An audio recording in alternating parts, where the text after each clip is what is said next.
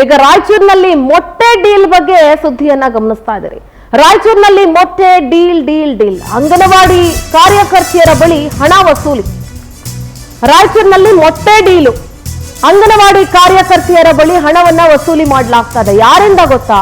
ಮಾಜಿ ಸಚಿವ ಶಿವನಗೌಡ ನಾಯಕ್ ಅವರ ಸಹೋದರಿ ಡೀಲ್ ಮಾಡ್ಕೊಂಡಿರೋದು. ಅಂಗನವಾಡಿ ಕೇಂದ್ರದ ಮಕ್ಕಳ ಮೊಟ್ಟೆ ಬೇರೆಯವರ ಪಾಲಾಗ್ತಾ ಇದೆ. ಅಂಗನವಾಡಿ ಮೇಲ್ವಿಚಾರಕಿಯಾಗಿರುವ ಕಮಲಾಕ್ಷಿ ವಸೂಲಿ ಮಾಡ್ತಾ ಇದ್ದಾರೆ. ದೇವದುರ್ಗದ ಮಸರಕಲ್ ಬಿ ವಲಯದ ಮೇಲ್ವಿಚಾರಕಿ ಇವರು. ಭ್ರಷ್ಟಾಚಾರ ಎಸಗುವಲ್ಲಿ ಹಿರಿಯ ಅಧಿಕಾರಿಗಳು ಕೂಡ ಸಾಥ್ ನೀಡ್ತಾ ಇರುವಂತಹ ಆರೋಪ ಕೇಳಿ ಬರ್ತಾ ಇದೆ. ಹಣ ವಸೂಲಿ ಮಾಡೋ ವಿಡಿಯೋ ಪವರ್ ಟಿವಿಗೆ ಲಭಿಸಿದೆ. ಬಾಲ ವಿಕಾಸ ಸಮಿತಿಗೆ ಹಣ ಪಾವತಿಸಿದ ಬಳಿಕ ಖರೀದಿ ರೂಲ್ಸ್, ಆದ್ರೆ ನೇರವಾಗಿ ಕಾರ್ಯಕರ್ತೆಯರ ಅಕೌಂಟ್ಗೆ ಹಣ ಹಾಕ್ತಾ ಇರುವಂತಹ ಆರೋಪ ಕೇಳಿ ಬಂದಿದೆ. ಇದರಲ್ಲಿ 50% ಮಾಮೂಲಿಯನ್ನ ಕಮಲಾಕ್ಷಿಗೆ ಕೊಡ್ಲೇಬೇಕಂತೆ.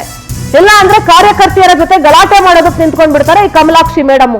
ನಾಚಿಕೆ ಆಗಲ್ವಾ? ಮಕ್ಕಳಿಗೆ ಕೊಡುವಂತಹ ಮೊಟ್ಟೆಯಲ್ಲೂ ಕೂಡ ವಸೂಲಿ ಮಾಡ್ತಿರಲ್ಲ. ನಿಮ್ಮ ಯೋಗ್ಯತೆಗೆ ಇಷ್ಟು ಬೆಂಕಿ ಹಾಕಬೇಕು. ಅಂಗನವಾಡಿ ಕಾರ್ಯಕರ್ತೆಯರು ಅವ್ರ ಅಕೌಂಟ್ಗೆ ಹಾಕ್ಲೇಬೇಕು. ಇಲ್ಲ ಅಂತಂದ್ರೆ ಕಾರ್ಯಕರ್ತೆಯರ ಜೊತೆ ಕಮಲಾಕ್ಷಿ ಮೇಡಮ್ ಜಗ್ಲಕ್ಕೆ ಇಳಿದು ಬಿಡ್ತಾರಂತೆ. ಹಣ ವಸೂಲಿ ಮಾಡ್ತಾ ಇರುವಂತಹ ವಿಡಿಯೋ ಪವರ್ ಟಿವಿಗೆ ಲಭ್ಯ ಆಗಿದೆ.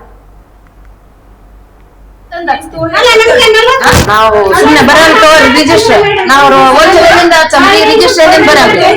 ನಿಂಗೆ ಕುಂತಿದ್ದಲ್ಲ ಏನ್ ಬರೀತಿ? ಓದಿರಿಸ್ಕೊ ರೊಕ್ಕ ಕೊಟ್ಟಿದ್ದ ಏನ್ ಬರೀ ಹಿಂಗ ರೊಕ್ಕ ಕೊಟ್ಟು ಕುಂತ ಗಪ್ಪ ಯಾರು ಮಾತಾಡಿದಾಗ ನಿಷ್ಠೂರ ಆಗ್ತದೆ. ಎಲ್ಲ ರೊಕ್ಕ ಬಸ ಕೊಟ್ಬಿಟ್ರಿ ಓದ್ರಿ ಎಲ್ಲಿ ತಂದ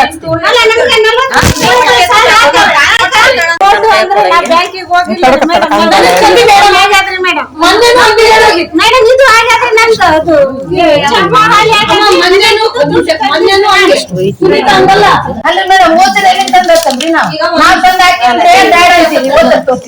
ಮತ್ ನೀವು ಈಗ ರೊಕ್ಕ ತಗೊಂಡ್ರೆ ನಾವು ಓದಿದ್ರೆ ಎಲ್ಲಿ ತಂದ ನೀವೆಲ್ಲ ಎಲ್ಲಿ ತಂದಲ್ಲ ಯಾರು ಆಯ್ತು.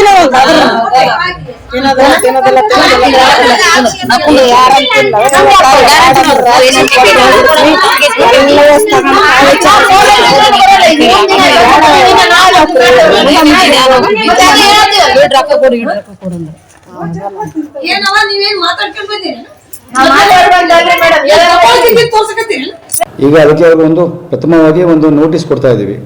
ನೋಟಿಸ್ ಕೊಟ್ಟು ನಾನು ಇನ್ನೊಂದು ಮಾಡ್ತಾ ಇದ್ದೀನಿ. ಏನಾದರೆ ನಮ್ಮ ಸಿ ಅವ್ರ ಹತ್ರ ಹೋಗಿ ಒಂದು ತನಿಖೆ ಮಾಡಲಿಕ್ಕೆ ಒಂದು ಉನ್ನತ ಮಟ್ಟದ ಅಧಿಕಾರಿಗಳದ ಸಮಿತಿ ಮಾಡಿ ಇದನ್ನು ತನಿಖೆ ಮಾಡಿ ಒಂದು ವರದಿ ಮಾಡಿ ಇದಕ್ಕೆ ಇನ್ನೊಂದು ರೀತಿ ಮರುಕಳಿಸಬಾರ್ದು ಅನ್ನೋ ರೀತಿಯಲ್ಲಿ ನಾವು ಸತ್ಯಾಸತ್ಯತೆಯನ್ನು ಕಂಡುಹಿಡಿದು ಕ್ರಮ ತರಬೇಕು ಅಂತ ಇದು ಮಾಡ್ತಾ ಇದ್ದೀವಿ.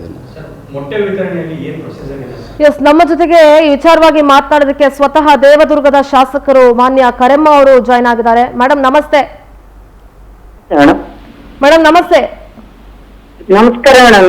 ನಮಸ್ತೆ. ನಮಸ್ತೆ. ಆರಾಮಿದ್ದೀರಿ? ಚೆನ್ನಾಗಿದ್ದೀನಿ ಮೇಡಮ್. ತಾವೆಲ್ಲ ಆರಾಮಿದ್ದೀರಲ್ಲ? ಆರಾಮಿದ್ದೀವಿ. ಆದ್ರೆ ಏನ್ ಮಾಡೋದು ಮೇಡಮ್, ನಿಮ್ಮ ಅಂಗನವಾಡಿಯಲ್ಲಿ ಮಕ್ಕಳಿಗೆ ಮೊಟ್ಟೆ ವಿಚಾರದಲ್ಲಿ ಡೀಲ್ ನಡೀತಾ ಇದೆ. ಕಮಲಾಕ್ಷಿ ಅವರು ಅಂಗನವಾಡಿಯ ಮೇಲ್ವಿಚಾರಕಿ ಅವರು ಮೊಟ್ಟೆ ಹಣದಲ್ಲಿ ವಸೂಲಿ ಮಾಡೋದಕ್ಕೆ ತಿಳ್ಕೊಂಡಿದ್ದಾರೆ. ಅಲ್ಲಿ ಯಾಕೋ ಎಲ್ಲ ಚೆನ್ನಾಗಿಲ್ಲ ಅಂತ ಅನ್ನಿಸ್ತಾ ಇದೆ ಮೇಡಮ್, ಏನ್ ಹೇಳ್ತೀರಿ? ಇಲ್ಲ, ಇದು ಪದೇ ಈ ತರ ದೂರುಗಳು ನಮಗೂ ಕೂಡ ಬಂದು ಬಹಳ ಸಲ ನಾವು ಕೂಡ ಸಂಬಂಧಪಟ್ಟ ಅಧಿಕಾರಿಗಳನ್ನ ಕರೆದು ಮಾತಾಡೇನ್ರಿ ಮೇಡಮ್. ನಿನ್ನೆ ಅದು ಪೇಪರ್ ನಲ್ಲಿ ಬಂದಾಗ ಅದರ ಬಗ್ಗೆ ನನಗ್ ಮಾಹಿತಿ ಗೊತ್ತಾಗಿರೋದು. ಅದನ್ನ ಮತ್ತೊಂದ್ಸಲ ನಾನು ಇಲಾಖೆ ಅಧಿಕಾರಿಗಳನ್ನ ಕರೆದು ಅವರು ಯಾರೇ ಇರ್ಲಿ ಅವ್ರ ಬಗ್ಗೆ ಸೂಕ್ತ ಕ್ರಮಕ್ಕಾಗಿ ನಾನು ಒತ್ತಾಯ ಮಾಡ್ತೇನೆ. ನೋಡಿ, ಅವರು ಶಿವನಗೌಡ ನಾಯಕ್ ಅಂತ ಮಾಜಿ ಸಚಿವರು ಶಾಸಕರು ಇದ್ರಲ್ಲ, ಅವ್ರ ಸಹೋದರಿ ಅಂತೆ. ಏನಾಗುತ್ತೆ ಗೊತ್ತಾ, ಮಕ್ಕಳಿಗೆ ಕೊಡುವಂತಹ ಮೊಟ್ಟೆ ಇದು ಯಾರ್ದೋ ಪಾಲ ಆಗ್ತಾ ಇದೆ ಅಂದಾಗ ಅದಕ್ಕಿಂತ ಕೀಳ ಮಟ್ಟ, ಅಸಹ್ಯದ ಮಟ್ಟ ಇನ್ನೊಂದು ಇಲ್ಲ ಅನ್ಸ್ಬಿಡುತ್ತೆ ಮೇಡಮ್. ಯಾಕೆಂದ್ರೆ ಆ ಭಾಗದಲ್ಲಿ ನಿಮ್ಗೆ ಗೊತ್ತು, ನಿಮ್ಮ ಭಾಗದಲ್ಲಿ ಮಕ್ಕಳ ಪೌಷ್ಟಿಕಾಂಶತೆ ಎಷ್ಟಿದೆ, ಮಕ್ಕಳ ಪರಿಸ್ಥಿತಿ ಯಾವ ತರ ಇದೆ, ಮಕ್ಕಳ ಆರೋಗ್ಯ ಹೇಗಿದೆ ನಿಮಗೆ ಗೊತ್ತಿದೆ ನನಗಿಂತ ಚೆನ್ನಾಗಿ ಅಲ್ವಾ? ಇಲ್ಲ, ಈಗ ತಾವ್ ಹೇಳಿದಂಗ ಯಾರಾದ್ರೇನು, ಅವ್ರು ಯಾರ ಮನೆಯವರಾದ್ರೇನು, ಆದ್ರೆ ಅವ್ರಿಗೊಂದು ಮಾನವೀಯತೆ ಇರಬೇಕು. ದೇವರು ಯಾಕೆ ಅವ್ರಿಗಿಂತ ಬುದ್ಧಿ ಕೊಡ್ತಾನಂತದ್ದು ನನಗೂ ಕೂಡ ಬಹಳ ಬೇಸರ ಅನಿಸ್ತದ. ಯಾಕಂದ್ರೆ ಈಗ ತಮಗೆ ಅವ್ರಿಗೆ ಸರ್ಕಾರ ಅವರಿಗೆ ಪಗಾರ ಕೊಟ್ಟಿರ್ತಾರ, ಅದನ್ನ ತಗೊಂಡವ್ರು ಬದುಕಂತದ್ದು ಇರ್ತದ. ಆದ್ರೆ ಒಂದ್ ಸ್ವಾಭಿಮಾನ ಬಿಟ್ಟು ಈ ತರ ಮಾಡಿದ್ದು ನನಗೂ ಕೂಡ ಬಹಳ ಬೇಸರ ಅನಿಸ್ತದ. ಇದ್ರ ಬಗ್ಗೆ ಯಾರಾದ್ರೇನು ಅವ್ರ ಮನೆಯವರು ಇವ್ರ ಮನೆಯವ್ರು ಅಂತ ನಾವೇನ್ ನೋಡೋದಿಲ್ಲ.